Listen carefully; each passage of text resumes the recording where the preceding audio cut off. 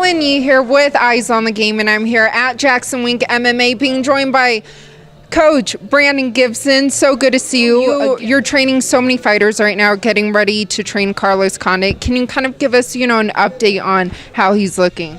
I'm really excited. Carlos is going to be coming back to Vegas for the UFC card on New Year's. And we'll be fighting Neil Magny. I think he's ranked number 8 in the world. It's a very interesting matchup for us, and Carlos has had quite some time off, so I'm excited to bring him back and show all the changes and improvements we've been making during this time off. So what kind of changes? I think Carlos he's looking very strong. He's always been a strong welterweight, but he's put on some good size during this off season, and I think just a mental break has been good. Carlos had a war against Robbie Lawler and then a hard fight against Damian Maia, so I think it was good to have some time away and kind of come back, reassess, and reevaluate what direction we wanted to go moving forward. And how long have you been training him? When was his official return date to practice? I don't know if there was ever an official start date on camp. We just kind of stayed moving during the time away. Sometimes we'd hit once a month, sometimes it'd be a lot more often than that, but it's just been a very natural progression into camp and heading towards this New Year's card.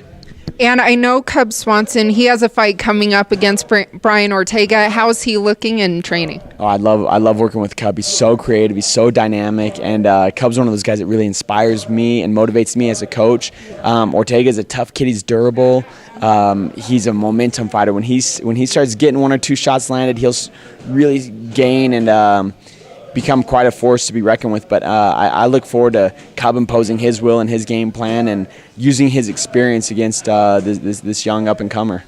And there's been a lot of noise lately, and especially on your Instagram and John Jones' Instagram on Halloween. I just have to ask, we're all curious. Was he training? Is he still training? Of course, we're waiting to hear about all this USADA stuff. There'll be an arbitration on John's end, and I know his management's working hard to figure out what happened. But I know in my heart that John would never intentionally do anything to risk his legacy and his championship, and that's something that we take so seriously. And at the end of the day, John's my good friend, and we're martial artists. So even though he's away from the UFC right now, we're still martial artists. So yeah, we hung out on Halloween. We hit some mitts, we put up some videos, and we're just having fun. Yeah, and I ran into him yesterday. He seems like he's in great spirits. And right now we're just waiting to see how the USADA stuff unfolds.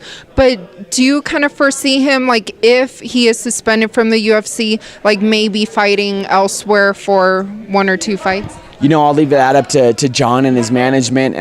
But John's my brother, and I'll be ready to go wherever and whenever he needs me. So that's for sure. Well, thank you so much for your time, and happy birthday to your son. How old is he? Yeah, my youngest of my 3 sons, Logan, he turns 7 tonight, so I'm going to rush out and wish him a happy birthday. Any fun plans? Dave and Buster's, let them play some video games and hang out. Well, good call.